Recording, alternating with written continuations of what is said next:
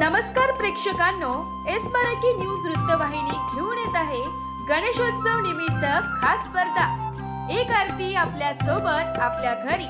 या स्पर्धेत आपण ही सहभाग घेऊ शकता। सहभागी होण्यासाठी संपर्क साधा 9067778005। नमस्कार, मी गौरी सूर्यवंशी, एस मराठी मध्ये आपलं स्वागत। बोलूया आजच्या बातमीकडे।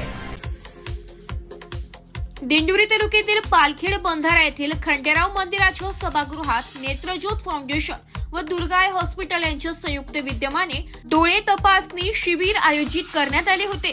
या शिबिरामध्ये नेत्रबिंदू, तिरळेपणा, डोळे दुखणे, डोळ्यांना पाणी येणे, मानेचे शीर भरणे, दूर किंवा जवळ भुरकट दिसणे या कॉम्प्युटरद्वारे जवळपास 70 नागरिकांच्या मोफत तपासणी करण्यात येऊन अल्प दरात चष्मे देण्यात आले।